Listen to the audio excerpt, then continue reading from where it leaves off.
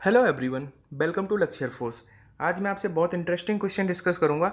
45 degree के angle पर inclined दो प्लेन मिरर के बीच में नंबर ऑफ इमेजेस क्या है। अभी जो एयरफोर्स का नवंबर का इंटेक हुआ था उसमें सेम लैंग्वेज थी क्वेश्चन की।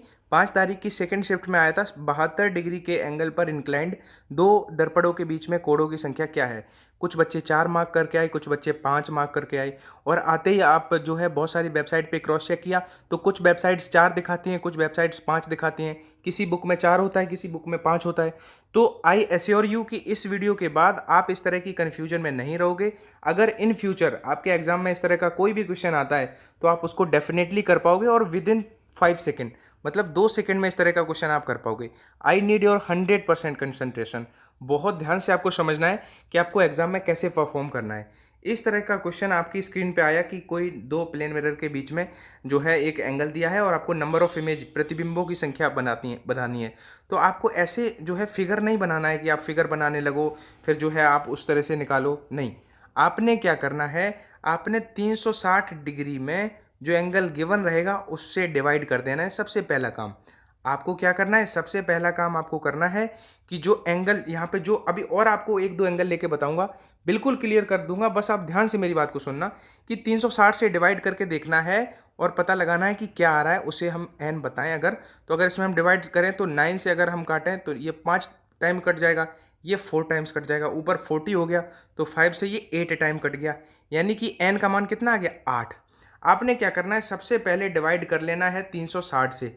जो संख्या आएगी अगर वो सम आ जाए, इवन आ जाए, तो आप समझ लो कि बहुत अच्छा हुआ, क्योंकि सम अगर आए तो हमें ना तो ये देखना है कि सिमेट्रिकली वो रखे हैं कि अनसिमेट्रिकली रखे हैं। अगर सम आ जाए तो सीधा एक कम करके आंसर कर दो, यानी कि 8 माइनस 1 यानी कि 7 आंसर हो जाएगा। मेरी बात ध्यान से समझते चलना। अगर वो संख्या जो है वो सम आ जाती है तो आपको कुछ नहीं सोचना है कि वो सिमेट्रिकल। अब सिमेट्रिकल का और उसका मतलब क्या होता है, मान लो कोई 60 डिग्री पे रखा है तो सिमेट्रिकल का मतलब 30 इधर है और 30 इधर है और ऑब्जेक्ट इधर रखा है, मतलब दोनों एंगल जो है वो इक्वल इक्वल हैं तो उसे कहते हैं सिमेट्रिकल।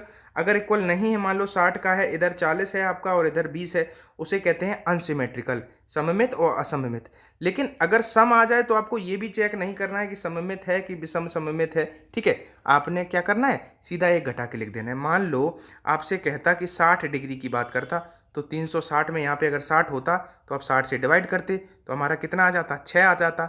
6 का मतलब है सम संख्या जो 2 से कट जाती है।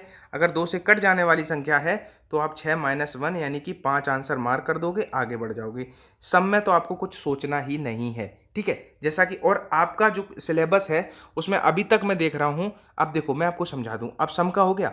अब इन केस आपको 120 का आ जाता, 360 बटे यहाँ पे कहता कि 120 डिग्री के कोण पे रखे हैं, तो हमने सर 120 से डिवाइड किया, हमारा 3 बार कट गया।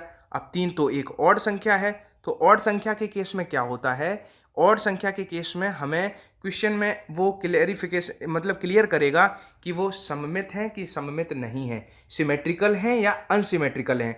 अगर क्लियर नहीं करा गया है क्वेश्चन में कि सममित है या नहीं है तो आपको सिमेट्रिकल ही मानना है, और सिमेट्रिकल में भी हमारा n-1 हो जाता है। बात समझ में आई, जैसे 3 आया था और अगर क्वेश्चन में ना कहा गया हो कि सममित है या नहीं है तो आंसर 3-1 यानी कि 2 हो जाता।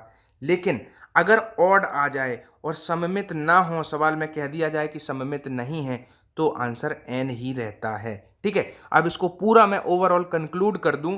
जैसे 72 वाला क्वेश्चन आया था तो आपने देखा 360 अगर कहा गया था 72 डिग्री पे इंक्लाइंड है तो आपने डिवाइड किया, 9 से काटें तो 8 बार कटा, 9 से काटे तो 4 बार कटा। अब 8 से को काटेंगे तो 5 बार। अगर 5 आ गया, ठीक है, आपका क्या आ गया 5। और सवाल में ये नहीं कहा गया कि सममित हैं या सममित नहीं हैं। अगर ये नहीं कहा जाएगा तो आपको सिमेट्रिकल ही कंसीडर करना पड़ेगा, और सिमेट्रिकल में n-1 हो जाता है, मतलब 5 में से 1 जाता तो आंसर कितना आता, 4 आंसर आता।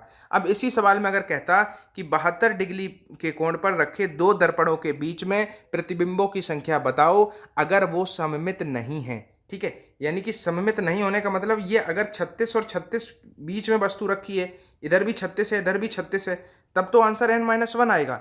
लेकिन अगर सिमेट्रिकल नहीं है, यहाँ पे मान लो हमारा 40 हो जाए, ऊपर कितना हो जाए 40 हो जाए और नीचे हमारा कितना हो जाए 32 हो जाए, अनसिमेट्रिकल हो जाए, तब आंसर केवल n आता है। तो फाइनली आप कंक्लूड कर लो, हमेशा आंसर 360/θ-1 आएगा हमेशा। बस एक कंडीशन ऐसी होती है जिसमें 360/θ आता है, जब जो हम डिवाइड करेंगे वो विषम आए, क्या आए, विषम आए, और जो है एंगल जो है सममित ना हो, सिमेट्रिकल ना हो, यानी कि अनसिमेट्रिकल हो।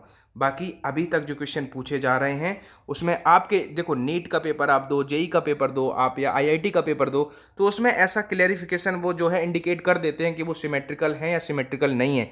लेकिन एयरफोर्स और नेवी के सिलेबस की बात करें तो अभी तक बच्चों ने बताया है, जो आके जो फीडबैक दिया है आके, अभी तक उन्होंने ये क्लियर नहीं किया था कि सममित है या नहीं है, बस वो एंगल दे देते हैं। तो अगर एंगल दे दें और क्लियर ना करा जाए तो आपको कुछ सोचना ही नहीं है, 360/θ से डिवाइड करके और -1 ये आंसर आपको मार्क करना है। मेरी कोशिश है कि हर वो कन्फ्यूजन जो बच्चे, कई बार क्या होता है, अब मेरा जो नेक्स्ट टारगेट है अगले वीडियो में, बहुत बच्चे कंफ्यूज होते हैं। एक जो है आपका जो प्रोजेक्टाइल मोशन जब आप पढ़ते हो तो कई बार तो वो आधा दुगने का रिलेशन होता है उसमें, रेंज में और हाइट में, कई बार 4th टाइम का होता है, तो वो भी अगले वीडियो में क्लियर कर दूंगा। अभी मेरी तबीयत सही नहीं है इसलिए वीडियोज़ नहीं आ पा रहे हैं।